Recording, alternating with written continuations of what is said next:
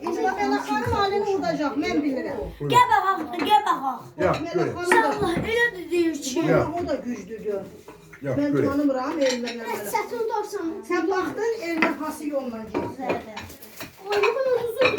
Sefile. Elmir bunu 5 kuda atıyorlar. Görsən? 5 kuda.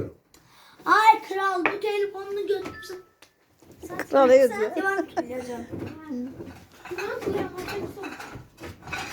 Yerim ben biraz PUBG oynayayım. Güzeldir ama. Meow meow meow.